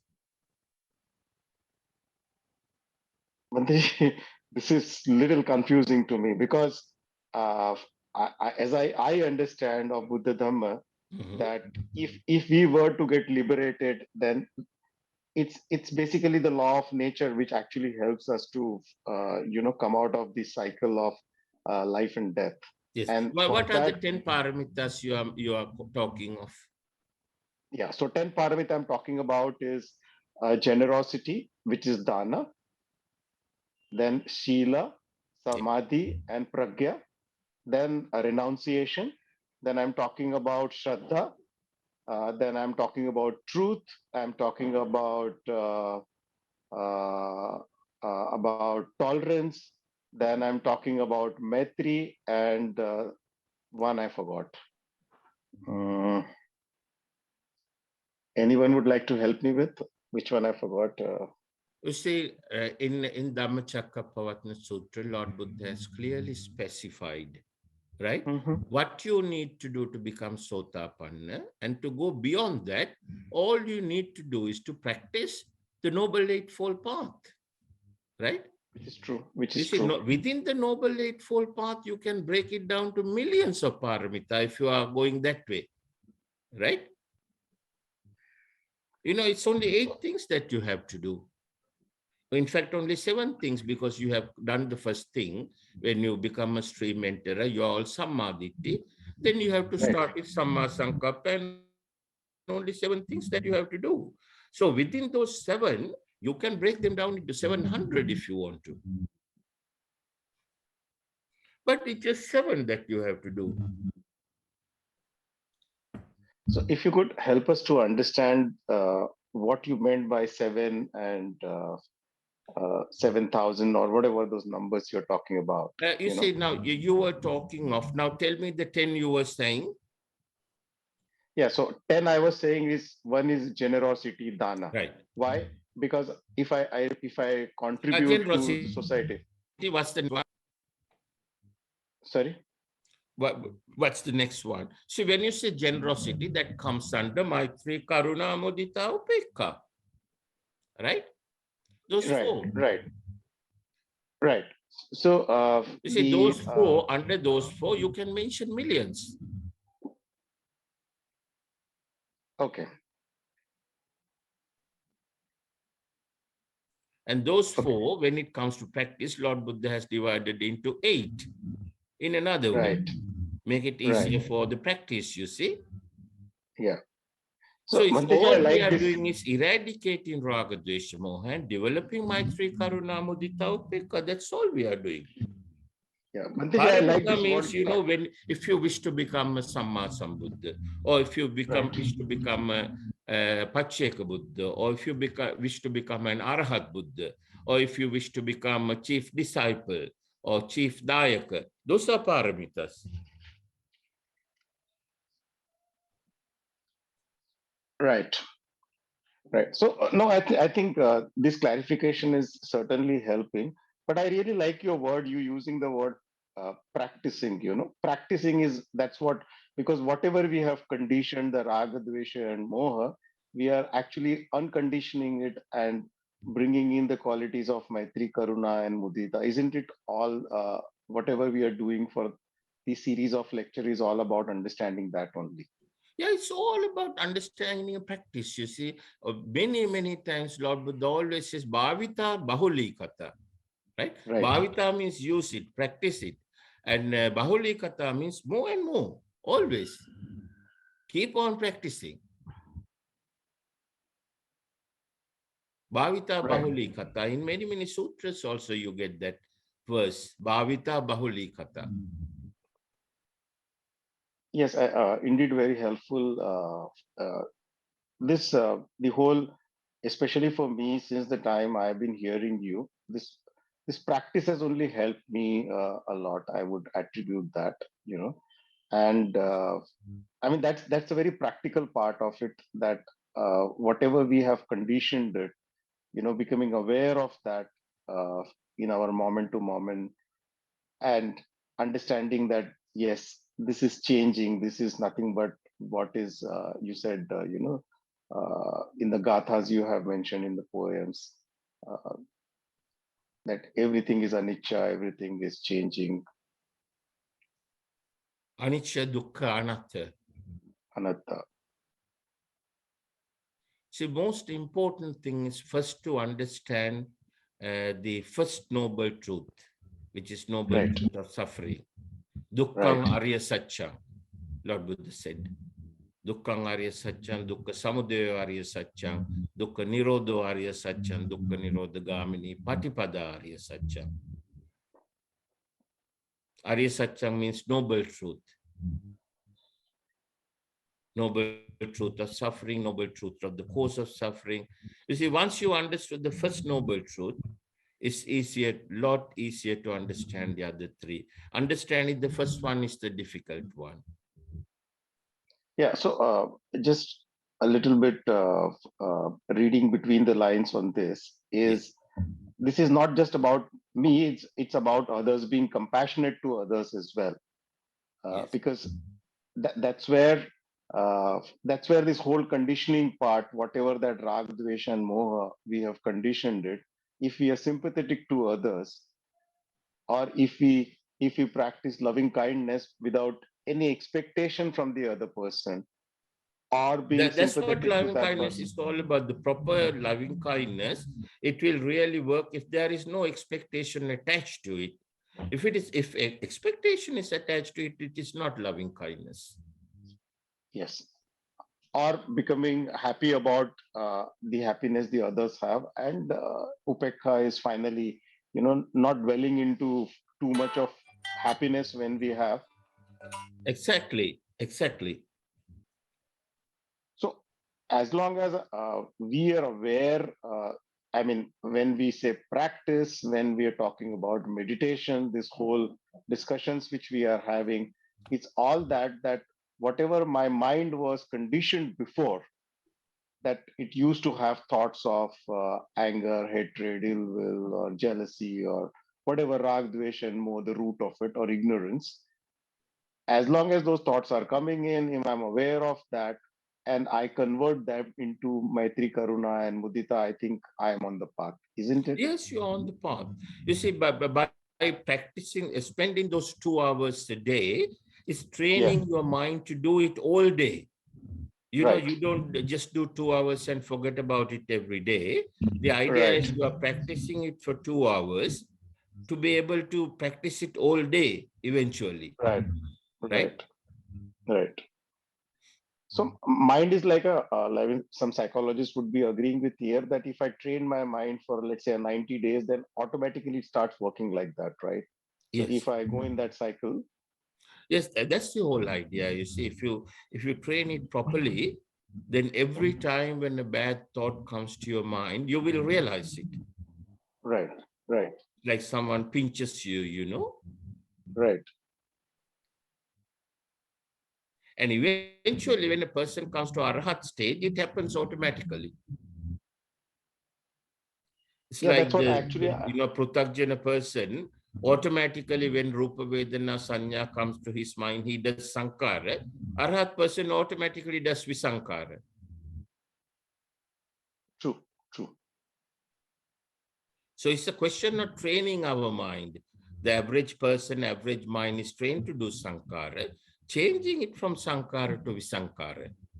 Instead of constructing thoughts with Raga, Desha, Moha, training your mind to construct thought with Maitri, Karuna, Mudita, Upekka. As you keep on doing it, then eventually you will only do that. It's like a cricketer, at the age of, let's say, 3-4 people start playing cricket, and there's no cricket coach there, so they learn wild strokes to play. But when they go for cricket practice at the age of 10 or 11 to play for under 12 cricket team in the school, then the coach will say, look, son, that is wrong. This is the way to play the correct stroke. And he will keep correcting you and ask you to practice. And eventually, you will come to a position where when the ball comes, you will always play a textbook stroke. And you will never play those wild strokes again because you don't practice them anymore. You forget. Same thing happens here.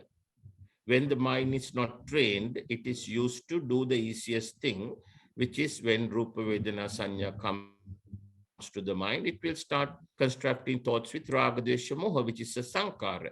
And instead of doing that, if we train the mind to do it the other way, instead of constructing thoughts with Rupa Vedana Sanya, you take Rupa Vedana Sanya and construct wholesome thoughts with Maitri, Karuna, Mudita, Upekka. Gradually, your mind will learn to do that. And eventually, it will learn to do it all the time. True. Thank you, Bhanteji, for reiterating and. It's a very simple technique one has to learn here. When you look at it from the surface, I mean, if you go down to the physics of it or scientific side of it, it could be very complicated, which is not necessary. We only want to drive with the car. We don't want to, pull the car apart and, service it and fix the car. We don't want to do all that. We don't want to know how the gearbox works, how the engine works, and how the suspension system works. We just want to learn to drive it. That's all. And get from A to B. Similarly, we just want to learn the Dhamma just enough to understand how to eradicate Raga, Dvesha, Moha, develop Maitri, Karuna, Mudita, Upekka, develop our wisdom, and understand the Four Noble Truths. That's all we need. We don't need to go any deeper into the technical side of it.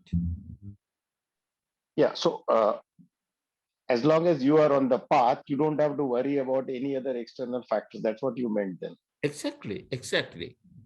So even if I follow the path and work on my conditioning, Yes. I'm You have to certain work that harder, yes, that's all. You see? yeah, yeah. So why to get into any kind of an fear factor is something which I really initially the discussion, the whole thing which came off to my understanding was that people, humans are like susceptible to some kind of fear, and the moment they hear these kind of things, they just become little they go back to their old conditioning and start worrying about No. things Some and all people that. work harder, They say when, going gets tough, tough gets going. No, I understand that. It's good that uh, anyway, I think If there's no, four hells, there won't be any encouragement for people to work hard and go to Nibbana. Bhante, maybe some other time, the Western world have a very different understanding about how things work in India, and I would like to correct to people in the Western world that their understanding of things. A lot of these discussions which came in, You cannot change them. You see, their heads are full of raga, dvesha, moha. You can't change them. who It's impossible. no who's full of rag, dvesha, moha. The Western mind is, Yeah. more inclined towards material world than the spiritual Right. world. What we are talking about is all, mumbo jumbo to them. Yes. So it's impossible to explain them. You see, it's like trying to teach A-level mathematics to a 5-year-old child.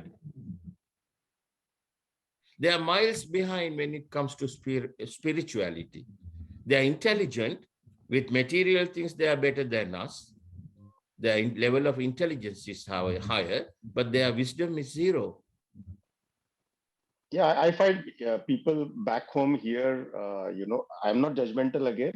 They are more practical in terms of, implementing what we are talking about, rather than getting into any intellectual discussion. This would happen, that would happen, data analysis, perceptions, and all. I think I see people here, working on what we are talking about.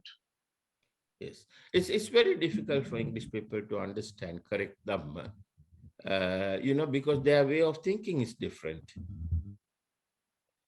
I mean, I found that discussion, sorry, I just intervened, but then the discussion was totally going out of context. Imagine a people. No, you are right. Who, You are right. Imagine a people in India. There are, 1,200 million people who live here, and if you see, majority of them are poor people. They have not been having any jobs for the last 2 years. Now for them, survival is most important. For them, living is more important. Getting into all this data and these conspiracy theories and all, it is impractical, Bhante. No, those are not necessary. This is not Buddha Dhamma. Not necessary. All we have to tell them is, if you want to protect yourself, you meditate and eradicate your sins and build up your aura and build up your strength of merits. If you have merits, always you will get what you want. It's like money in the bank. So those are the little things you have to tell rather than explaining the technical side of it. Yeah, I think we should be compassionate about these people who, who've been like poor rickshaw pullers or people who are working in those restaurants. That's what Lord Buddha did, isn't it? Yeah, he only explained the technical side to superior beings. He never explained Abhidhamma to human beings. There isn't a single Abhidhamma sermon delivered to a human being, not even to Arahat monks. He said it's not necessary because the superior beings were asking so many questions. To satisfy them, he answered them. Thank you, Bhanteji. Pankaj, are you done? If I have some questions on Dhamma. Hello, Vinay. Oh, no, certainly go ahead. Thank you, Pankaj. So, Bhanteji, one question, something very similar to I think one gentleman asked before. Not sure who was that, but with regards to knowing the unwholesome acts that we've done, I think one of the things that I found. So, consider if I know what I did wrong, the forgiveness, I can actually go and, apologize to that person if I did Yes, something wrong with the yes. person, right? And that will be the true, and if he or she forgives me, Yeah, then if it happens in this life, you see, but most of the sins we have accumulated in our Vitakkasanthana, that could go back to million lives. You see, it's only a tiny proportion that is applicable to this life. That's the problem, isn't it? Yeah, that's true. Same with Aryopavada. You see, if you have committed an Aryopavada, let's say you know a Sotapanna person, no Arahat person, you did something wrong to that person. If you can go and see that person in person and ask for forgiveness, you will be forgiven. That's one type of this Aryopavada that you can get forgiveness for, right? So of course it is more powerful if you can do that, but you can do it only for a tiny little proportion, because the sins that we have accumulated is coming from, as far as this life is concerned, it's only a very tiny proportion. Most of it, bulk of it, 99% of it comes from previous lives. Yeah. Thank you, Bhante. Thank you so much. One more question, Bhante. Yes. In today's discourse, you mentioned about you emphasized on the first noble truth, right? If we understand the first noble truth, then understanding the rest of the three will be very easier. And then after that, you spoke about the dukkha, right? 3 types of dukkha. Yes. Bhante, please, if you can briefly again explain. See, the dukkha, sankhara dukkha, and viparinama dukkha, that I understood. Okay, the definition and how they works. But so understanding these 3 dukkhas is the first noble truth, or you would like to say something more on the first noble truth is suffering. Understand that people suffer, remaining in these 31 planes is suffering, right? But most people, average person, if you talk to an English person and say, what's suffering? I'm not suffering. I'm enjoying my life, he will say. Yeah. Understand? Yeah. It's only a Buddhist person who has, learned correct Dhamma will be able to see through the amount of suffering, the actual suffering that people undergo from the moment we wake up in the morning. From the moment we are born until we die, we keep suffering, because we can never have everything that we want the way we want. Yep. So but to add on the Vinay's thing, so is the suffering right translation for dukkha? Because I have heard Baba Sahib's speeches and he did not use the word suffering. He was using continuously dukkha in one of his speech, I think. Yeah, the dukkha is suffering. Yes. Dukkha is the MARGA word for suffering. Yes. Thank you so much, Bhante. You see, now the word dukkha means mental suffering, right? But when you say the English word suffering, it means physical suffering as well as mental suffering, doesn't it? So this is the problem of using a European language to explain Dhamma, because European languages do not have enough words to explain spiritual things, because they are more materialistic than spiritual. You see, they always try to accumulate wealth and improve the quality of life in this world and so on. Whereas our philosophy was that, have basic living, and we don't need too many things to be happy. And let's find a way out of suffering altogether. Yeah. That's what all the Eastern religions did, including, Hinduism and Buddhism and even the Chinese folk religions and so on. That's all they did. Yeah. Whereas Western emphasis was always improving this life. Getting a better house, getting a better car, getting better clothes, getting better food. They were never satisfied with anything, Look at companies today, they make 1 billion this year, and next year they want to make 1.5 billion. And the year after, they want to make 2 billion. They're never satisfied, are they? Mhm. That's the Western philosophy, Western mindset. Bhante ji, one more question. Yes. So Bhante ji, I mean, my question, I'm not sure whether it is directly on the discussions we had today, but Yeah. I'm sure you've covered that. So can I ask? Yes, you can. Yeah. Okay. So Bhante ji, with regards to the death, right? When the last moment the death happens, Yes. there are two types of things that I have read, and you Yes. help me understand which one is the right one. Yes. So one thing that people mention is, you cultivate your mind to always think of good things. So consider we do a lot of meditation, right? So a lot of times when I wake up in the morning, automatically that comes, right? Namo Yes. tassa, and then may all beings, that comes naturally, right? Because we have been doing that. Yes. So it's very natural that if we continue to practice, maybe at the time of death, that thought will come. But the rebirth is related to what you deserve. So if we have done a lot of bad things, then you deserve a bad birth, or is it related to the last moment of what the thought is, and which See, the can be, I last think, thought that you get will take you to where you are going to be. But the last thought that you will get, irrespective of how much you have been practicing, whether you will get a wholesome thought or an unwholesome thought depends on the unwholesome qualities, the amount of unwholesome qualities and the amount of wholesome qualities that you have in your Vitakkasanthana. that's right? Yeah.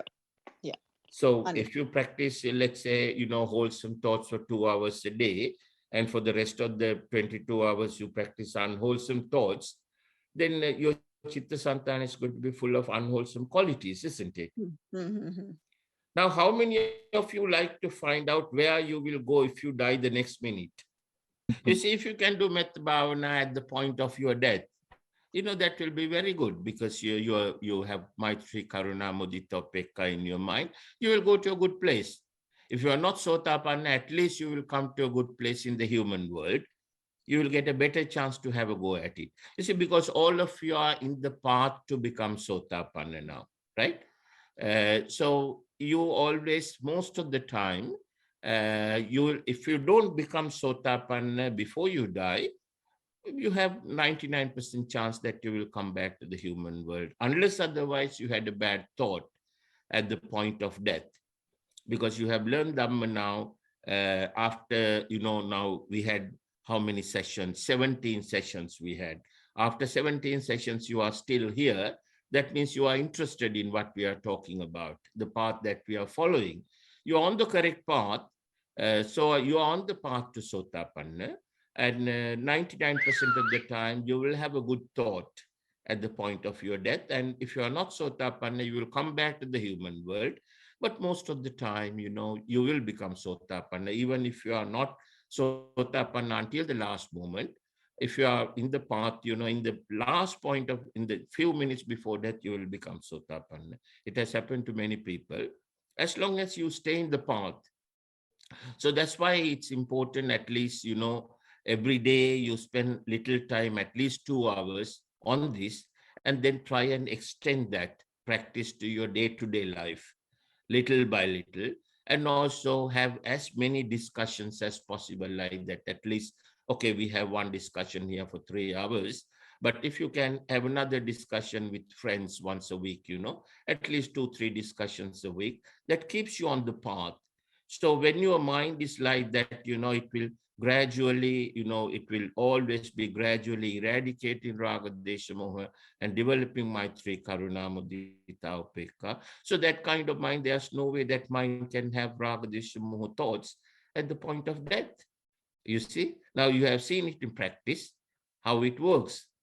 But let's say 6 months ago, when you didn't know all this Dhamma, it could have been different, couldn't it?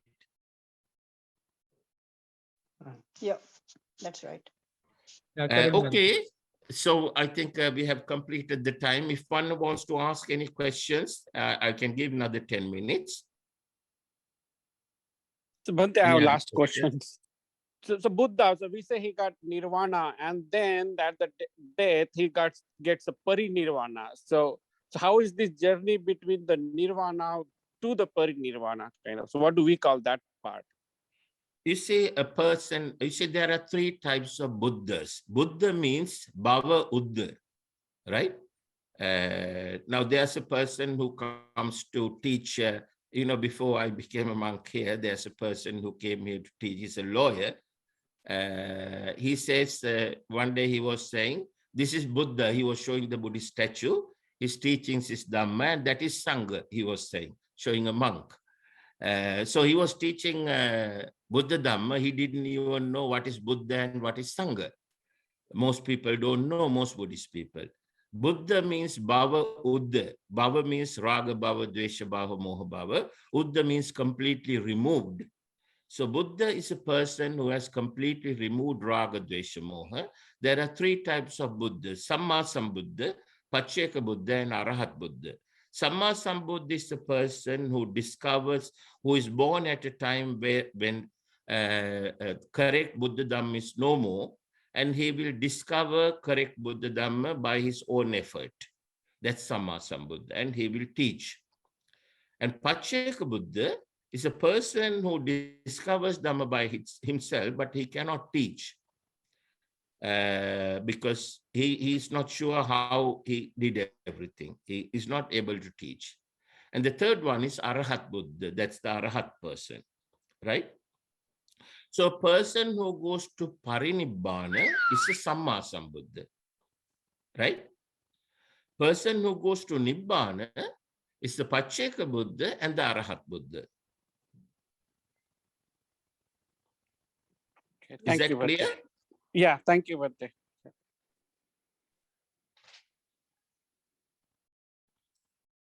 Time for Bhante, one more question. Can I ask two? Yes, you can. So in India, Yes. especially in the land we live here in Maharashtra, we had several saints, all this, some of them very recently like Kabir or Tukaram and all these guys, who taught people all this message of love, compassion, Yes. and, Maitri and all that. So Yes. are they in a sense Pacceka Buddhas? Because they can't teach, they in a sense that they themselves can liberate, but they can't liberate others. They can just pass on the message. I don't think they are Pacceka Buddhists. They could be bodhisattvas, right? Right. Like Lord Jesus Christ, Okay. like Bodhisattva Dr. B.R. Ambedkar. They could be bodhisattvas, right? Right. But they Right. can't be Pacceka Buddhists because Pacceka Buddha will never teach at all. Right. Okay. So then what you meant is in their future lives, they could be Samyak Sambuddhas. That's what you meant, Yeah, right? they could be Samma Sambuddhas, yes. Right. Yes, Bhanteji. So Bhanteji, thank you for clarifying this. My second question is a little bit technical, and it may give rise to any controversy. I don't mean that, but however, it was related to a question which Vinaya had asked, and I was actually prompted to ask that question previously. So we use two different terms. One is the samatha meditation, and second is the vipassana meditation. In my understanding of vipassana meditation is like in India, a lot of people under the Goenka tradition, they do 2 hours of meditation every day, and they've been told to observe their sensations. And all that they are doing is whatever they have conditioned their mind previously to observe the thoughts and not to react to it. They just simply observe the habit pattern of the mind and not to give any valuation to whatever that thought, meaning they don't give rise to any raga, desha, and moha. Okay, that's what they keep doing it, and that's how they train the mind. And I have done a long course in which Guruji says that, Guruji meaning Goenkaji says that these guarantees use that your last thought, your last thought, that Patisandhi Chitta, which is the Chuti Chitta or whatever they call it. Yeah, Chuti Chitta, And yes, yes. Chuti Chitta will finally, whatever whatever thought may be, when your last thought comes in, your vipassana inside you will automatically automatically get triggered, and you will go to a safer destination where you can actually uh, continue to follow the Buddha Dhamma and get liberated. This is what he says that Lord Buddha has also said. Is my understanding correct? Well, Lord Buddha has quite clearly explained Buddha Bhavana, how to practice it in Dvedhavitakka Sutra, right? Right. In that, and he has repeated that in several other sutras, but Dvedhavitakka Sutra is completely dedicated to that topic. How he discovered Buddha Bhavana meditation, how he practiced it, to the practice of it, how he gained jhana, how he went past jhana and became Sammasambuddha, right? So Right. in that, all he is saying is he was watching his mind, and when Raga Desha Moha thoughts come into his mind, he eradicated them, Maitri Karuna, and he kept on practicing a Maitri Karuna Mudita Upekka thought in his mind all the time, right? Not allowing Raga Desha Moha thoughts to come in. So the idea is not keep a blank mind, not just throw away bad things coming from outside. While throwing away bad things coming from outside, in other words, unwholesome thoughts, you fill your mind with a positive, wholesome thought all the time. So that's the idea. That's the difference. You see? So that's what Dvedhavitakka Sutra says. We did it last time. We will be doing it again. It's not a very long sutra, 3 or 4 pages. You can read it yourself.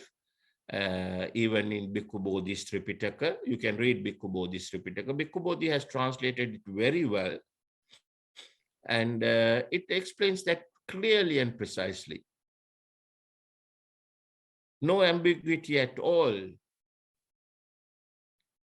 You see, put it very simply, all you have to do is maintain and cultivate a wholesome thought in your mind all the time, not allow unwholesome thoughts to come in. That's the idea. So that's different from the technique what you are talking of. Are you with me, Pankaj? Yes, Pankaj? Bhanteji, I am with you. Yes, Bhanteji, I am with you. Can you see the clearly, difference between the two? Yes, I can clearly see the difference. And I have read the Dvedhavitakka Sutta, in which Lord Buddha says that you have to divide thoughts into 2 types. One is thoughts of renunciation, thoughts of, not to have a ill will, not to have any kind of this thing. And when you don't do that kind of thought, naturally thoughts related to Maitri, Karuna and Mudita only will come in. Okay. And you also certainly pointing out a difference in the Vipassana technique, what I mentioned, is that people actually keep just seeing what is arising in their mind. That's it. And they don't cultivate purposely any thoughts. That's what is That's the the difference. thing. That's the thing. They don't That's have a thought. You see, they will end up with a blank mind. When they practice that for a long time, what will happen is they will go through stages called Vitakka Vichara, Savitakka Savichara, Priti Sukha, Ekagrata. Ekagrata means your mind becomes zero. Asanya, Sanya, the signs will not come to your mind. Rupa Vedana Sanya will not come at all, right? Then you go to Asanya Thala in Brahmaloka, which are not good places. Right. That's the problem, you see. Yes. So no, I have clearly understood the difference. And I think this is very helpful because it gives a lot of perspective, because if you have trained your mind, like you mentioned an example of a wild buffalo or a wild animal, mind keeps on wandering, but by practicing this, at least the mind is not wandering. Mind has some thoughts, some dhamma in the mind, and only thing is that whatever the contents of the mind are, you are equanimously observing that and not giving any valuation. In here, just you're taking an effort to, if there is any unwholesome thought comes in, to convert into a wholesome thought of Maitri, Karuna, and Mudita. That's the difference what we are discussing about, right? Yes. See, another way of doing it is, if we keep saying all the time in our mind, may all living beings attain Nibbana, may all living beings attain Nibbana, then you will not allow any other thought to come in, right? You will not allow any unwholesome thought to come in. If a wholesome that's like, in the most of the Eastern tradition, they keep on chanting like Buddho, Buddho, Buddho, and something exactly, similar. that's what they do in Thailand, Right? I don't know whether you have read of that a book about a nun who became Arahat in Thailand. Yes. What's that nun's name? Mackay. Have you read that book? Yes, I have read that. Nun Mackay. No, that's what she did, all day, all night she was saying Buddho, Buddho, Buddho, Buddho, Buddho. Right, Bhanteji. But what if there is no chanting which is happening in the mind is like very calm, quiet, and just these thoughts of Maitri, Karuna, and Mudita, they are coming by themselves. They don't have to be put any kind of an effort. What do you see that as a stage? That's an ideal stage, is it? No, that's fine. As long as you have Maitri, Karuna, Mudita, Upekka thoughts in your mind, there's no Raga Desha Moha. Whether you do chanting or not doesn't matter. Chanting helps, you see. Right. What she did, that chanting helps. Right. It's like, if you understand the meanings of Metta Sutra, if you chant Metta Sutra all day and keep your mind on those points, right? Then you are practicing loving kindness all the time. On the other hand, if you just paraphrase Metta Sutra, it doesn't mean anything. Your mind will be running all over the place because you are not understanding what you are chanting. Correct. So this is very helpful, Bhanteji. My last question was, as I use the technical word Vipassana, when they say Samatha, what is the difference? Well, actually, there's no samatha that Lord Buddha has explained. You see, Lord Buddha has only vipassana. Samatha is an idea. Samatha is like breathing meditation. You can say samatha. Samatha means quietening, right? Bringing to a peaceful status, bringing the mind to a peaceful status. For that, you can do breathing. You can call it samatha. But you see, now, the sutra that explains all the meditation techniques in detail is the Satipatthana Sutra. There you don't see the samatha meditation at all. It's all vipassana you have. Okay. The samatha means bringing your mind to a stable, quiet position. So breathing, yes, breathing is samatha meditation. There's nothing wrong with starting with breathing just to calm your mind, and then you move on to vipassana, right? If you keep on doing samatha all day, then you end up becoming ekagrata. Your mind will end up not receiving thoughts at all, and that is not a good status. That is asanya. Right. Okay, so it's 24 past 8 now. We started at 5 o'clock, just 5 minutes after 5. So we have gone for 3 hours and 20 minutes. Let's call it a day now, and we will transfer merits and conclude today's work. And yes. Okay, so today, by having this Dhamma discussion, we have completed 10 meritorious deeds, the 10 main ones, apart from so many other small meritorious deeds that we have completed today.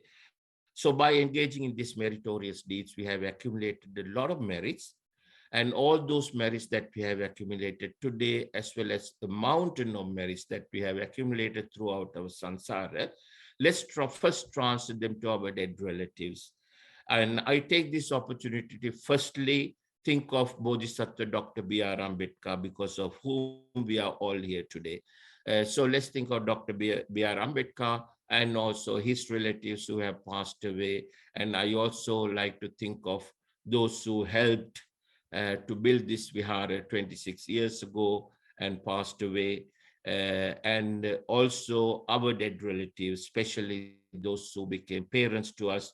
We could have several billion pairs of parents, people, various beings, they are in various planes now, who became our parents. Let's think of all of them, our relations, friends, and so on.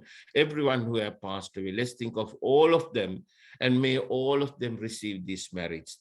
With the power of these merits, may they all be happy, be healthy, be free from worries, free from suffering, comprehend the Four Noble Truths, and finally attain permanent happiness in Nibbana.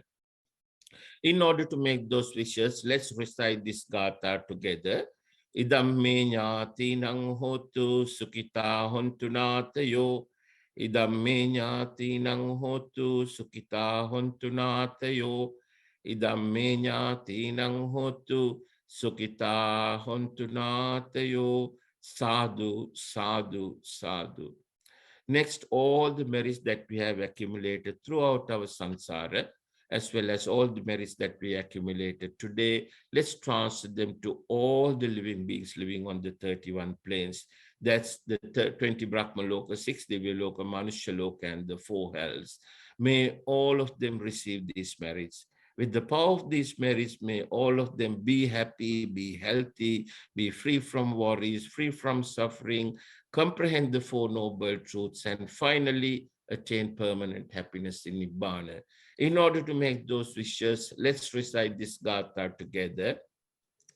Ettavata ammehi sambadam punya sampadang sabbe deva anumodantu sabba sampatti siddhya.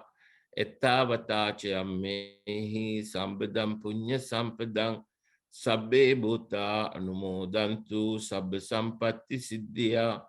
Ettavata ammehi excuse me, sampadam punya sampadang sabbe satta anumodantu sabba sampatti siddhya. Sadhu, sadhu, sadhu. Next, with the power of all these merits, may all of us be able to eradicate the raga desha moha thoughts newly coming to our mind, as well as the raga quality, dvesha quality, moha quality that we have accumulated in our Vitakkasanthana, and attain Nibbana. In order to make those wishes, let's recite this Gatha together. Imina punya kammena mame bala samagamo satan samagamo hotu yava Nibbana pattiya. Idam me punya kamman asavakkaya vahan hotu sabba dukkha pamicchatu. Sadhu, sadhu, sadhu. Finally, in order to ask for forgiveness from the Noble Triple Gem, Buddha, Dhamma, and Sangha, let's recite this Gatha together. Kayena vacha chittena pamadena maya katang acchayang kamame bhante buripanya tathagata. Kayena vacha chittena pamadena maya katang acchayang kamame dhamma sandittika kalika. Kayena vacha chittena pamadena maya katang acchayang kamame sangha supatipanna anuttara.